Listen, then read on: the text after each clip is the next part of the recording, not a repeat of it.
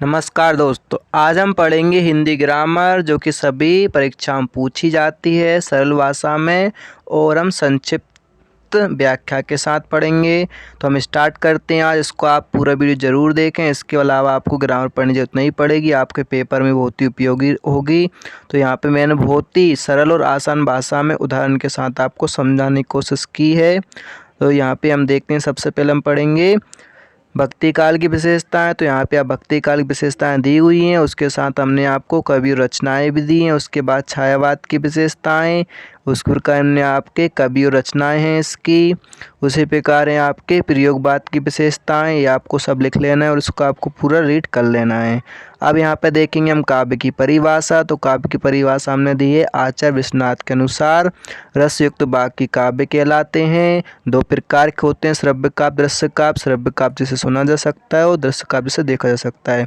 तो श्रव्य काव्य भी दो प्रकार के होते हैं हमारे, प्रबंध काव्य, मुक्तक काव्य।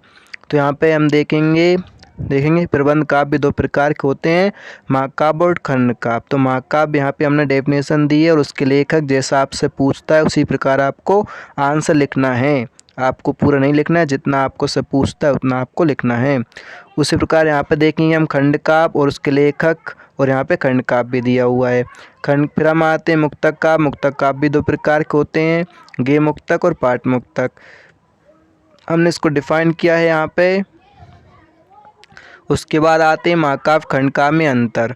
तो यहाँ पे महाकाव्य खंड काव्य में हमने आपको बहुत ही सरल भाषा में 6 अंतर दिए हुए हैं। आपको इसमें से 2 नंबर के यदि आता है तो आपको 2 अंतर और क्या लिखना है, उदाहरण लिखना है। पूरे लिखने की जरूरत नहीं पड़ती, आपको जितने नंबर का पूछता है आपको वैसा लिखना है। तो यहाँ पे आपका काव्य, फिर हमने दिया है नीचे दिए आपको प्रबंध का मुक्तक काव्य में अंतर, तो ये भी आपको कर लेना है। पाठ मुक्तक, गेय मुक्तक में अंतर, ये भी आपको अच्छे से रीड कर लेना है पूरा। उसके बाद है रस। तो रस यहाँ पे हमने सभी 11 रस दिए हैं, 10 होते हैं बट एक बढ़ गया अभी। तो आपका भक्ति, ये भी आपका 10 या 11 रस आप लिख सकते हैं इस टाइप से। तो रस क्या होता है इसको याद रखना है। रस को रस क्या होता है, काव्य की आत्मा कहलाते हैं। तो रस हमने दिए, रस और उसके स्थायी भाव और संचयी भाव। स्थायी भाव में अंतर, स्थायी भाव और संचय अंतर पूछा जाता है तो उसको आप अच्छे ज़रूर पढ़ लें रस को। तो यहाँ विभाव अनुभाव में भी हमने अंतर दिया है आपको। श्रृंगार रस क्या होता है उसका उदाहरण आपको दिए, 2 दिए। आप चाहो तो एक लाइन भी लिख सकते हैं, यदि आप भूल जाते हैं तब भी आपका काम यहाँ पे चल जाएगा।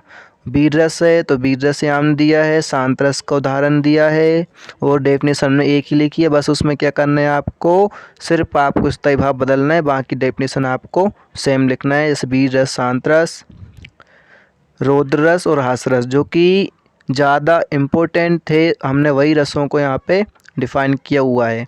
तो आप बाकी रसों को भी देख सकते हैं। छंद, तो छंद हमारे 2 प्रकार के होते हैं, मात्रिक छंद, वर्णिक छंद। मात्रिक छंद वर्णिक छंद में अंतर पूछा जाता है तो उसको आप ज़रूर कर लें। उसके बाद दोहा छंद और चौपाई छंद जो कि क्लास 10 के हिसाब से वो ज़रूरी है।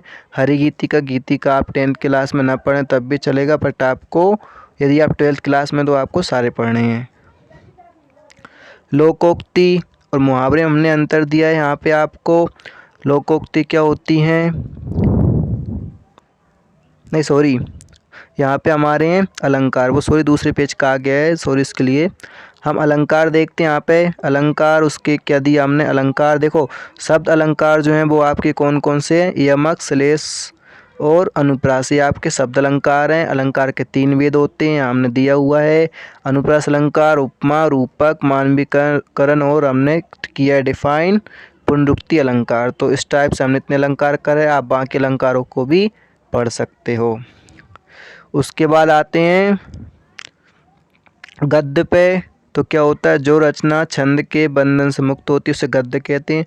पद्य में याद रखना है आपको, पद्य में रस, छंद, अलंकार सभी होता है, गद्य में नहीं होता है। तो आपको यदि डेफिनेशन आती है तो आपको इस टाइप से डेफिनेशन लिख देना है। गद्य की विधाएं कहानी, उपन्यास, नाटक, एकांक, आत्मकथा, रेखाचित्र, संस्मरण, रिपोर्टाज या यात्रा वृत्तांत, इस टाइप से सभी गद्य की विधाएं हैं। अब यहाँ कहानी उपन्यास में अंतर, तो आपको कहानी उपन्यास में अंतर लिखना है यदि आता है तो। कहानी की डेफिनेशन आती है तो आपको सिर्फ कहानी का पोर्शन पूरा लिख देना है। उपन्यास की आती है तो उपन्यास का पोर्शन पूरा लिख देना है साइड का। आपको कहानी की सिर्फ डेफिनेशन आती है परिभाषा, तो आपको कहानी साइड का लिखना है, उपन्यास साइड का लिखना है, आपको अलग से याद करने की जरूरत नहीं है इसमें, इसलिए मैंने डायरेक्ट कह दिया आपको अंतर। तो यहाँ पे मैंने नीचे इसलिए आपको 2 से 3 उदाहरण दिए हैं सभी के। नाटक एकांकी, एकांकीकार नाटककार भी आपको दिया है, नाटक पूछते तो आप नाटक का भाग लिखें और एकांकी पूछे तो एकांकी का भाग लिखें और अंतर पूछे तो आपको दोनों लिखना है। उसी प्रकार रेखा चित्रों संस्मरण में आत्मकथा और जीवनी में अंतर है। यहाँ विज्ञापन लेखन और सूचना लेखन में भी आपको अंतर दिया हुआ है। लोकोक्ति और मुहावरे में अंतर है।